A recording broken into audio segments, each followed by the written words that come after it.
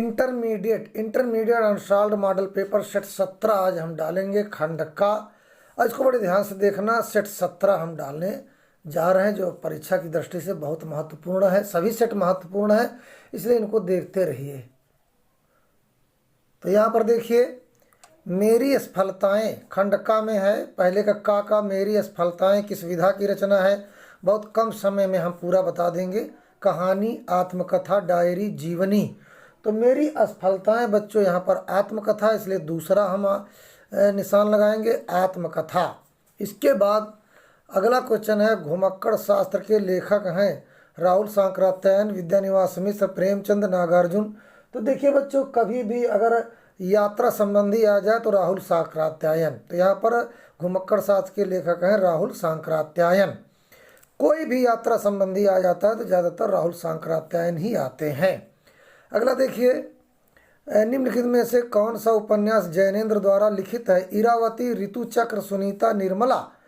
तो यहाँ पर आपका आएगा सुनीता आएगा। सुनीता जो है जैनेन्द्र कुमार ने लिखा है सुनीता। सुनीता निशान हम लगाएंगे। इसके बाद अगला क्वेश्चन है कि ब्राह्मण पत्र का संपादन किया था भारतेंदु हरिश्चंद्र ने, प्रेमघन ने, प्रताप नारायण मिश्र ने, बालकृष्ण भट्ट ने। तो यहाँ पर बच्चों ये तीसरा आएगा, प्रताप नारायण मिश्र ने ब्राह्मण पत्र का संपादन किया था। ब्राह्मण पत्र का संपादन किया प्रताप नारायण मिश्र ने। इसके बाद अगला देखिए, चिंतामणि रचना के लेखक हैं महावीर प्रसाद द्विवेदी, रामचंद्र शुक्ल, हजारी प्रसाद द्विवेदी, डॉक्टर नगेंद्र। तो यहाँ पर बच्चों दूसरा होगा रामचंद्र शुक्ल। चिंतामणि रचना के लेखक हैं रामचंद्र शुक्ल। इसके बाद अगला देखते हैं, अयोध्या सिंह उपाध्याय हरिऔध की रचना है कामायनी, वैदेही वनवास, कश्मीर सुषमा, प्रेम माधुरी। तो यहाँ पर आपका आएगा वैदेही वनवास।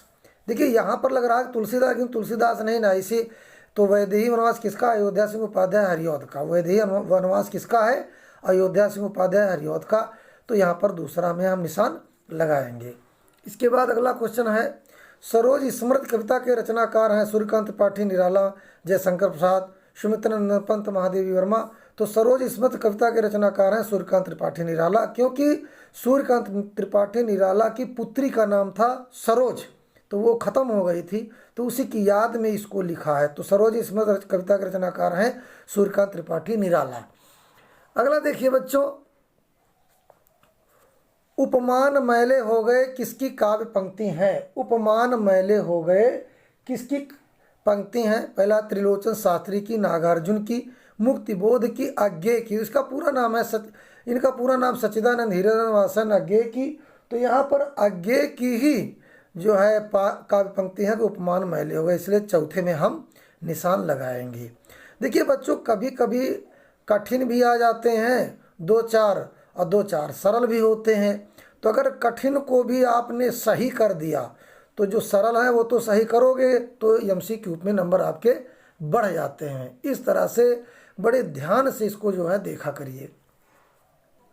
फिर यहाँ पर एकांतवासी योगी किसकी रचना है? मैथिली शरण गुप्त की, श्रीधर पाठक की, बाल मुकुंद की, भारतेंदु हरिश्चंद्र की। तो यहाँ पर बच्चों एकांत योगी जो है रचना है श्रीधर पाठक की, इसलिए दूसरे में हम आंसर लगाएंगे। एकांतवासी योगी किसकी रचना? श्रीधर पाठक की। इसके बाद अगला देखिए, है ना, हिंदी काव्य की किस काल खंड को स्थूल के प्रति सूक्ष्म का विद्रोह कहा गया है? ऐसे क्वेश्चन बार बार आते हैं। प्रगतिवाद, छायावाद, प्रयोगवाद, नई कविता। तो यहाँ पर आएगा छायावाद, क्योंकि छायावाद की विशेषता होती है स्थूल के प्रति सूक्ष्म का विद्रोह, यानी बड़े लोगों के प्रति छोटे लोगों का विद्रोह। तो हिंदी काव्य के किस कालखंड को स्थूल के प्रति सूक्ष्म का विद्रोह कहा गया? छायावाद को। आइए आगे चलते हैं। तो यहाँ पर बच्चों देखिए, निम्नलिखित शब्द युग्मों का सही अर्थ चयन करके लिखिए। अनिष्ट, अनिष्ट। देखो यहाँ बुरा और निष्ठा रहित, दूरस्थ और अविचल, अनंत और अंतिम, अतिरिक्त और कठोर 1 नंबर का है। तो इसमें देखो अनिष्ट माने होता है अगर किसी का बुरा, है ना। अनिष्ट एक शब्द है, इसका ये अनिष्ट का मतलब होता है कि किसी के साथ बुरा होना, है ना। और अनिष्ट माने होता है कि किसी के प्रति निष्ठा न रखना, विश्वास न रखना। तो देखो अनिष्ट बुरा और अनिष्ट माने निष्ठा रहित, तो यहाँ पर आ ऑप्शन आएगा। अनिष्ट माने किसी के साथ बुरा होना, तो बुरा मिल गया आपका। और अनिष्ट माने किसी के प्रति निष्ठा ना होना, विश्वास ना होना, तो निष्ठा रहित, तो इसलिए इसका सही होगा आ वाला, है ना। दूसरा देखिए मात्र मातृ, है ना, मंत्र और मान्य, केवल और माता, मलिन और मृदु, मैत्री और मुग्ध। मात्र माने केवल और मात्र माने माता, इसलिए यहाँ पर बा ऑप्शन सही होगा। आगे देखिए निम्नलिखित शब्दों में से किसी एक शब्द के दो अर्थ लिखिए। यहाँ पर देखिए निम्नलिखित शब्दों में से किसी एक शब्द के दो अर्थ लिखिए, तो हम सबको बताएंगे। तात, तात माने पिता भी होता है, पूज्य, प्यारा, मित्र, तप्त, गरम, दुखी, चिंतित, ये सब जो है तात के अनेकार्थी हैं।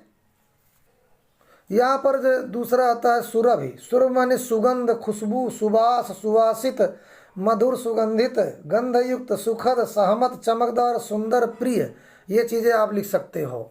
इसके बाद शिखा, तो शिखा का हमने अनेक अर्थी हम बताएंगे। चोटी, किरण, ज्वाला, दीपक, किलो, नुकीला छोर, यह सिरा भी होता है। ऊपर को उठा हुआ भाग, पैर के पंजे का सिरा, स्तन का अग्र भाग को भी सिरा कहते हैं। पेड़ की जड़, शाखा, ये अनेकार्थी हैं। अब आइए मधु, तो मधु का होता है शहद, है ना, मीठा भी होता, मधुर भी होता, अमृत भी होता है, मधुमास भी होता, शराब, बसंत, दूध, सुंदर, अंश, ये जो है मधु के अनेकार्थी हैं।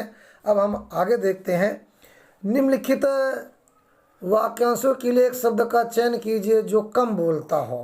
अंशवादी, मितभाषी, बातूनी, विवादी, तो यहाँ पर मितभाषी होगा। मितभाषी जो कम बोलता हो, मितभाषी। आइए आगे देखते हैं। जो बूढ़ा ना हो, अमर, अजर, अनंत, अनस्वर, तो जो बूढ़ा ना हो अजर होगा, है ना। इसके बाद देखिए बच्चों ने में से किन्हीं दो वाक्यों को शुद्ध करके लिखिए। मैं अनेकों बार दिल्ली जा चुका हूँ, मैं अनेक बार दिल्ली जा चुका हूँ। सीता ने पुस्तक लिखा, सीता स्त्रीलिंग है तो लिखी होगा। गमला मेज में रखा है, गमला मेज पर रखा है।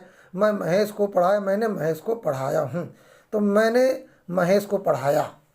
इसके बाद बच्चों देखो करुण रस, शांत रस, स्थायी भाव, ये तो आ ही जाएगा। अनुप्रास, उत्प्रेक्षा, चौपाई, दोहा, इस प्रकार से जो है आते हैं। तो धन्यवाद बच्चों।